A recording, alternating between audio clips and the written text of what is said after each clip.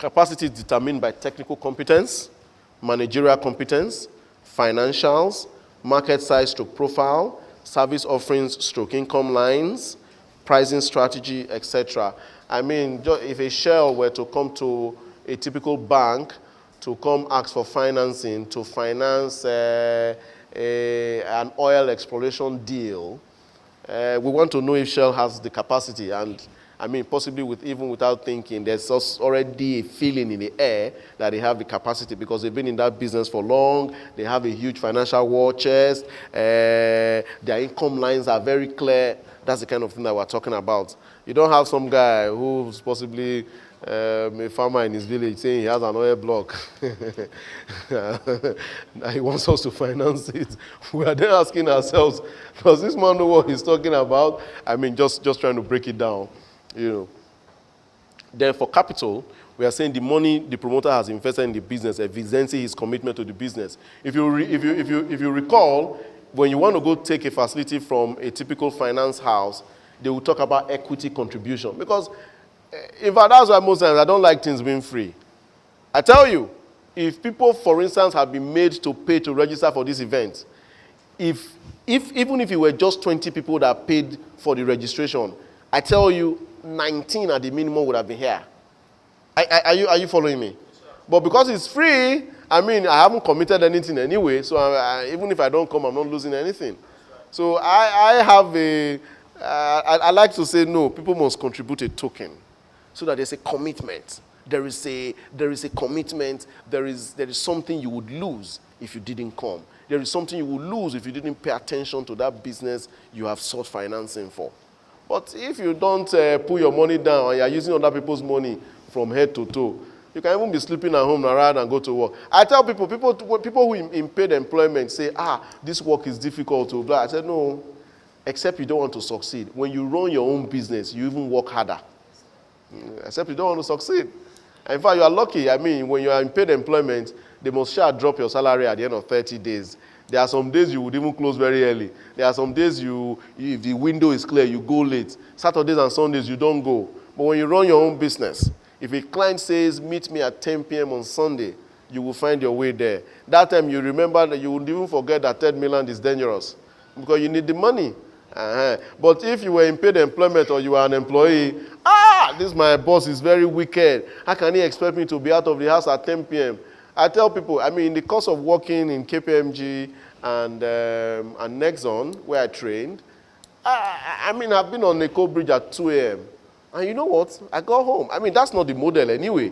But it was necessary at that time to stay back to get certain things done so that you could collect your checks from the client.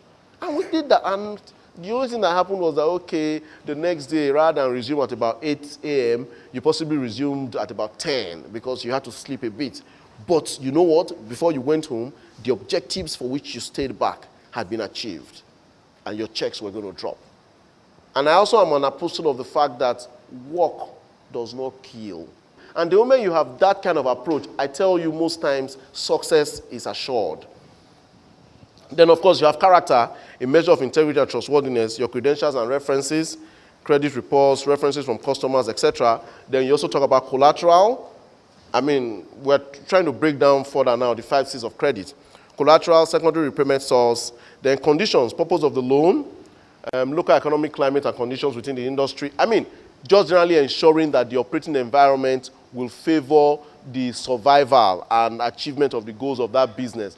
I mean, if you're coming to ask for financing and then we are almost certain that government is going to roll out a policy in the next 1 month that will literally put you in a tight corner as with respect to, doing sales and even engaging in production, we won't like to give you money.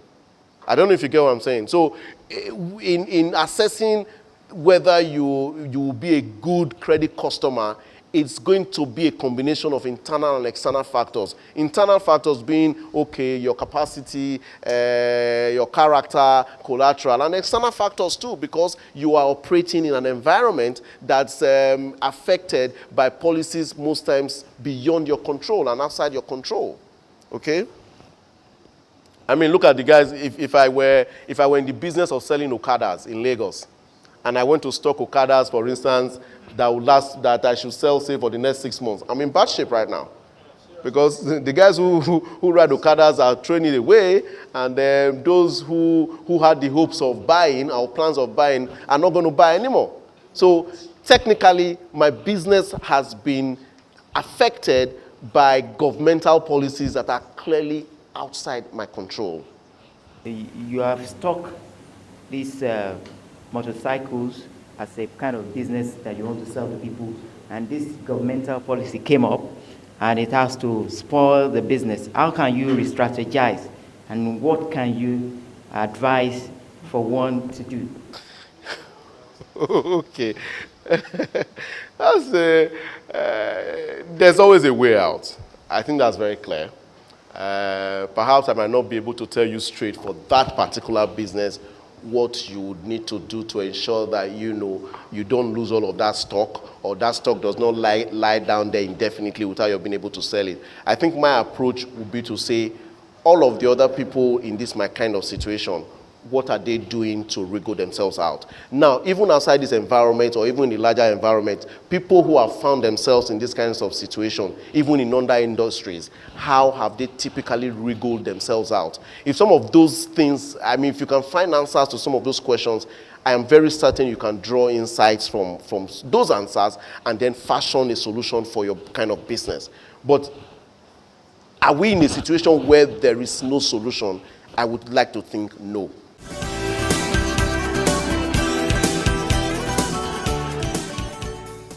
Oh, I'm going to do so many things. I can say this for the next 4-5 hours, what I am going to do differently, from my finances to my planning, strategy, even to my etiquette, the way I talk, the way I conduct my businesses. Customer service is awesome. Professor Awoshika was great.